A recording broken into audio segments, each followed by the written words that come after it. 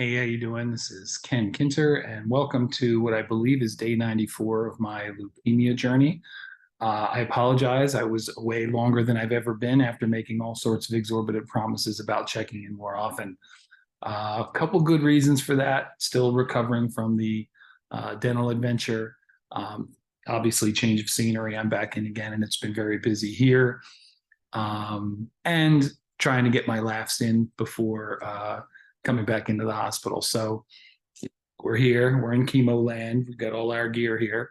And this is what it looks like if you haven't seen it in real time before. The good news is that it's going pretty well. I've had some ups and downs, but not too bad. Feel pretty good. And I am on schedule to be discharged tomorrow. So that's all good. But it's been kind of chaotic and hectic here. Normally, there's lots of downtime to build these things in, but it didn't work out that way. Also, it was great to, now that I'm no longer neutropenic, it was nice to actually have permission to have visitors and had a bunch of friends show up. Tom, Steve, Dale, and Larry showed up, and it was too many people, and it was too long, and it was too loud, and it was magnificent. And the staff were nice enough to leave us alone. I guess we weren't bothering anybody, so they let us go. So that part was really nice. That's a highlight. That's a true highlight of being in here. And I hadn't realized how much I've missed it because the only person they've let be up here since I've been here is my wife, who is kind of functioning as my primary caregiver. So it was nice to change that part up. Let's see, other interesting stuff about the stay here this time, and this is again 2B out of 4B, so like fourth out of 8. So when I'm done this, I'm officially halfway through chemo. And the good news is about that, that it looks like I'm heading toward monthly maintenance when that 4B is over instead of the transplant. So I'm looking very much forward to that. None of this is a picnic, but that transplant sounds really rough. And not just rough for me, but rough for other people. And that makes a big difference for me. I'm willing to do a lot of suffering, a lot of work, and a lot of fighting. I hate to bring other people into it unless completely unavoidable. So that part is good. Other interesting hospital stuff. People here haven't seen the Jimmy V. Espy speech, which was my favorite speech of all time before I got diagnosed, and now it's only got better. I showed part of it to two nurses last night. They had not seen it. One of them was moved to tears, and they both want to see it in its entirety. I think it should be like mandatory viewing around here. But who knows? Let's see. This may plug into a topic I'm going to talk about in a few minutes.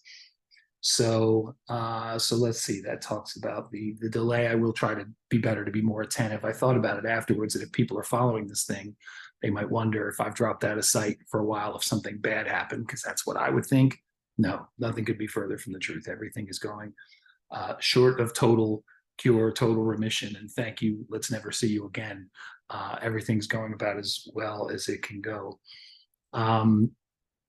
And I've actually started on, and I alluded to this last time, kind of my new mission. They say in mental illness that the illness takes things out of your life and it also puts things into your life. But I also believe there's the opportunity for an illness to bring good things into your life. And part of the good things that come in are a new perspective, maybe a new clarity on things. So I've been working on my new mission, and my new mission involves things like getting to the items on my bucket list, most of which involve travel. I've talked about I want to see everybody that's supported me and all that stuff. I want to see everybody as soon as I can when I'm done with all this. And so everyone who supported me deserves far more than a hug, but that might be where I have to start. So that's my goal, is to track everybody down and do that. There's a lot of things that Paige and I have put off. COVID put them off, and then my illness has put them off even further, including recently our 20th wedding anniversary. So there's a lot of get back that has to be done. There's a lot of catching up that needs to happen. And of course, I have things that I want to do. And I also had another interesting thought, and this is probably a loopy thought, But the people that have been close to me, like if you think about it, everybody that's close to you, you have like that memory, like that peak memory of them. Some occasion, maybe it was something planned, maybe it was something random, maybe it was accidental. But I kind of want to go back and I have those for everyone that's been close to me. And there's part of me that wants to go back and try to beat all those now and do better. Um, so we'll see. That I think that's a worthy goal to go after. And the other one, and I've alluded to this a few times before, is I want to use my experience to reduce the suffering of others. And that looks like a couple different things. One is to um, spread the word to a certain degree, demystify some of these things. There are parts about cancer, leukemia, and this treatment that are more fear inducing than they need to be, maybe more stigmatizing than they need to be. And I think if people talk about it, it takes away some of that. Same deal as mental illness, right? People don't want to talk about it. They don't want to talk about suicide. They want to talk about addiction. And that shadow makes it harder for people who have it to have it and to re-enter the world and all that kind of stuff. So I would like to be able to help address that. So that's part of it. I also want to help staff who have to break this news and work with people every day. And, the nurses and the staff here don't get that kind of support. They just move on to the next patient. And I think at some point that's got to impact them personally. I've seen nurses here look like they have full-blown cases of PTSD. And then I know they can't be 100% for their lives, for themselves and their families and their loved ones and their job as well. So I want to get involved in that area. And I've actually already started a little bit. I started working with a mental health agency that we're very close to. And I have a very high opinion of them, but I don't have their permission to broadcast them. So their name will probably follow later. I'll ask them about it. They have a client that he has end stage cancer, and the staff are working with him. And it's very, very hard to work with someone in that situation. I had experience with that years ago. And now I'm kind of coming at it from both sides. I was the young guy losing somebody to cancer, and now I'm the not quite as young guy going through it. So I'm able to bring part of the patient's perspective, the person with the illness's perspective, but also come at it as a clinician.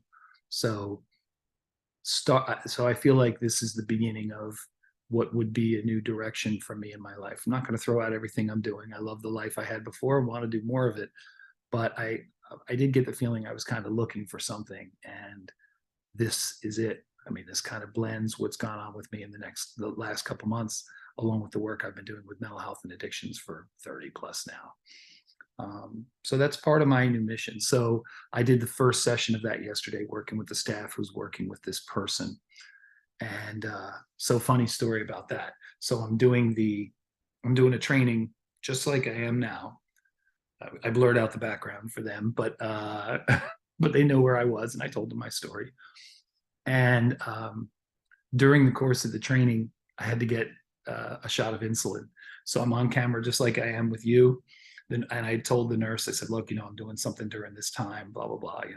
So she comes in, and while I'm on camera, while I'm in mid-sentence doing my thing, she comes in, puts alcohol on this arm, and gives the insulin injection to me without ever coming on camera. So at no point do you ever see her. And at the same time, I'm in like mid-sentence doing my spiel. And it was just really funny. She came in and hit me and left, and nobody knew it. So I guess I'm not much of a needle phobe anymore after all my experience.